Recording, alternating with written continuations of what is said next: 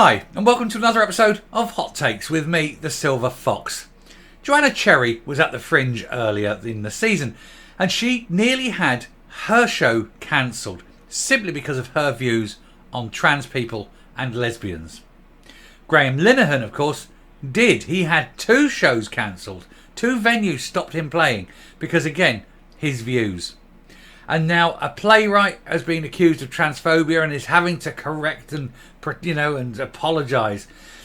Joanna Cherry's comparing this to East Germany with the Stasi policing the Fringe. And she's quite right. And it seems odd that the Fringe was always used to push expectations, to put out weird things. And now you can get the likes of Frankie Boyle, who can crack jokes about the R of a woman and people laugh, while Graham Linehan talks about protecting women and he is cancelled. We need to stand up to these bullies. There are only few of them. There's not many. It's just those weirdos. It's just the mentally ill. And we tell them, no, we're not transphobic.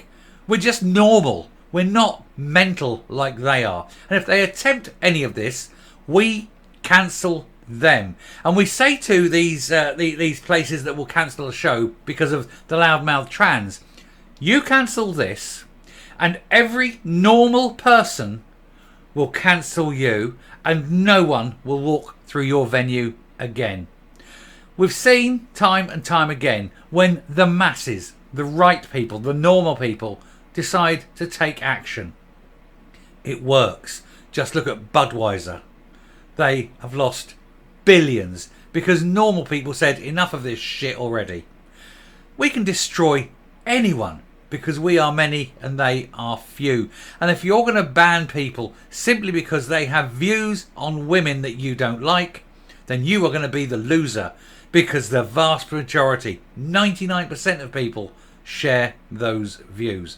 Anyway, we'll take a look at this, take a look at what Joanna's saying and see the awfulness, this Stasi-like thought police, secret police that are going around and policing places like the Fringe. Here goes. So Joanna Cherry compares Edinburgh to East Germany after a theatre playwright is accused of transphobia. He's not transphobic, he's normal. Edinburgh's Lyceum Theatre is set at the centre of the latest trans row, where one of Scotland's most successful writers has been accused of transphobia. Why? Why has he failed to bend the knee to these lunatics? Joanna Cherry has claimed Scotland and its capital are reminiscent of East Germany following the recent events with Graham Linehan and a separate trans row at the Lyceum Theatre. Miss Cherry, who narrowly escaped being cancelled from a Fringe event herself, responded to the condemnation of this madness in Scotland that in just a few days has seen Father Ted creator Linehan forced to perform outside of Holyrood after a venue cancelled his appearance, and in another instance, one of Scotland's most high-profile playwrights has been branded transphobic. Actually, Linehan had found another venue. It then afterwards cancelled him again. So he had 2 cancellations in 2 days. Because these people who run these theatres are scared. They're shit scared of these mentally ill minority who are very loud. But here's the thing. This mentally ill minority, we can just ignore them. Because they are 0.01 of the population. They're nothing. They're nobody. And I will misgender you because I will not bow to your lies. If I see a man in a dress, you're a man in a dress. And I won't call you her or she or any of that crap. You're a predatory man. And that's it. David Gregg has been forced to apologise to staff at the Lyceum Theatre in Edinburgh for careless and harmful Twitter actions. Fuck off. Just don't go on Twitter. It's simple. After another writer accused him of favouring tweets she said were transphobic. Bullshit. Load of crap. Just go fuck off, love. Fuck off. Simple as that. I'm not apologising. Don't like it. Don't answer me. Miss Cherry, the SNP MP for Edinburgh South, said, I'm dismayed with what's happening in Scotland, and particularly our capital city of Edinburgh. Recalling a comparison made by a fellow gender campaigner, she said, it's reminiscent of East Germany. Time for mass screenings of the lives of others and for the Lyceum to restage The Crucible. It absolutely is. Very good point.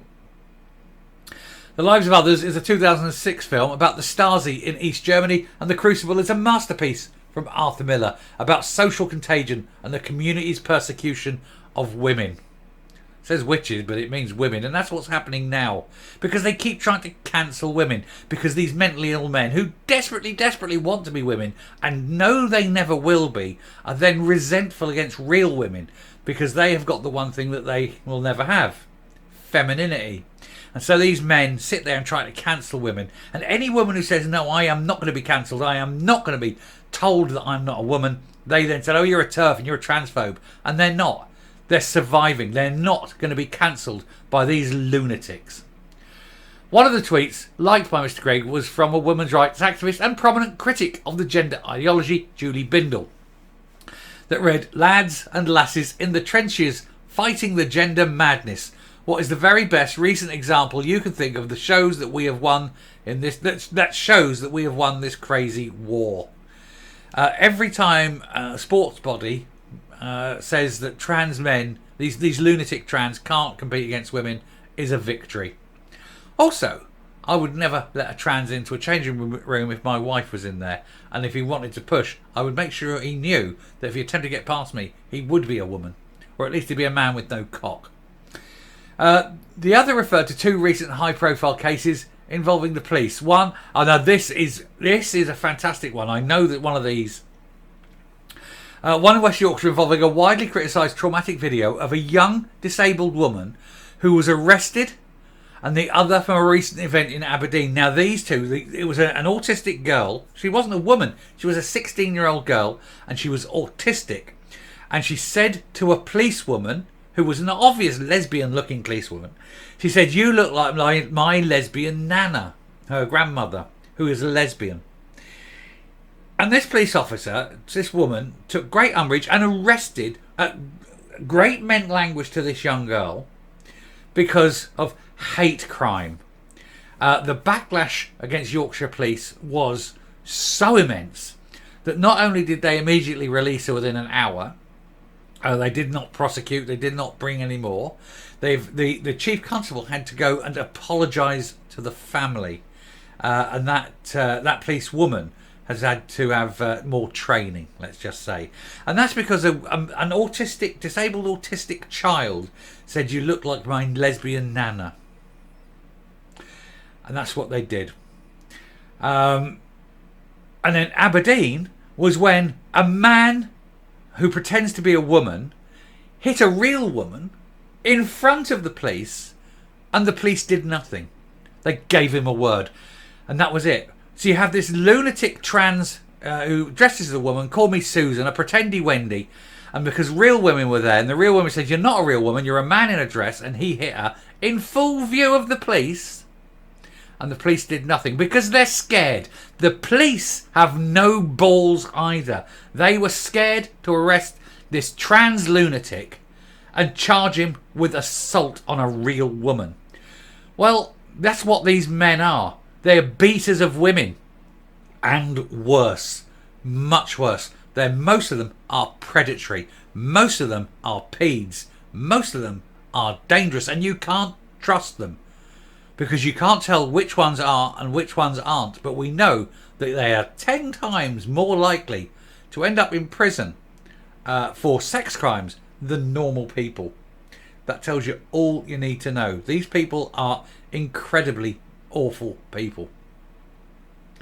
Anyway, this tweet, it read, if you're a 16-year-old autistic girl who says someone looks like a lesbian, you'll be arrested and held in custody.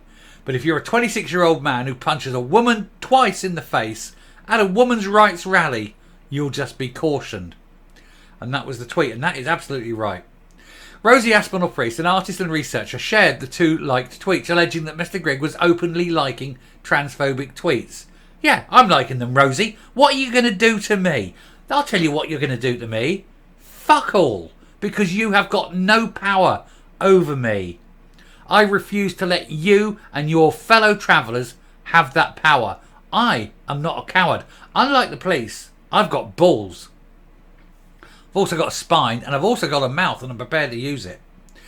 Really awful things on display here that do not align with the values inherent within Scotland's theatre sector, she said. How do you know that? You don't speak for every single person in theatre land, do you? You're just a gobshite. You're just a trans loving or trans fellow travelling gobshite, because you too actually lack the balls to say it's wrong. Because I guarantee, if you were locked in a room, in a ladies only room, with a man who was undressing and getting his cock out in front of you, you maybe wouldn't like it either. Or are you one of those that think it's absolutely fine for a grown man to undress and expose himself in a room with, say, 9-year-old girls? If so, that explains a lot about you. Columnist Suzanne Moore sparked the comments from Miss Cherry after stating, "If you ever wondered how the Stasi operated, look at the madness in Scotland. You can lose your job for liking tweets and be shopped by co-workers. You adhere to Central Committee ideology or less. Who wants to live in that world?" And Miss Cherry, it said Mr. Cherry, I think she meant Miss Cherry, said, "Spot on, Suzanne." Ironic, isn't it? The Scottish Daily Express has just misgendered Joanne Cherry, but I'm sure she doesn't. I'm sure she can handle that because she's not a 5-year-old.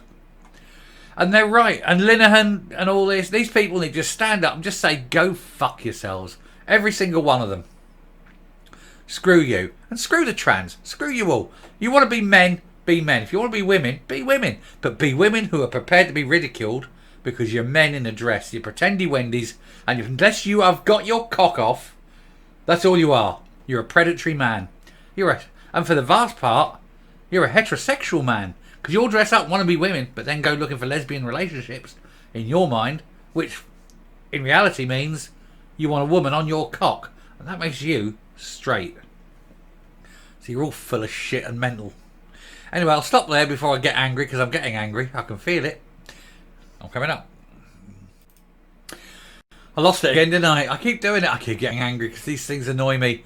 I don't like it when women are put in positions where they are threatened or feel uncomfortable. And these men do this all the time. And then they get these fellow travellers, and I can't understand why women would back it. Why would any woman back the loss of rights, the loss of freedoms, the loss of opportunities? Why would they want to be endangered? Why would they want to endanger others, especially children? Why would they want this? And yet you get these mad women that sit there and do it. Well, let me tell you, if this woman found herself in hospital with a man in a bed next to her, and that man got up in the middle of the night and did it to her, hard her, she'd complain like fuck then, wouldn't she? Only, of course, the hospital would say, well, it wasn't possible, it never happened, because there was only ladies in that room. She'd change her mind then, wouldn't she? When presented with a lady cock. Anyway, I shall stop before I get mad again. Gotta stop. Thank you very much for listening. If you like what you hear and see on the channel, please hit the subscribe button. If you're a normal person, please hit the subscribe button. If I honestly can't get over it. Anyway, do hit the like. And until next time, please stay safe, stay well, and don't let these mentally ill morons get away with it. Bye.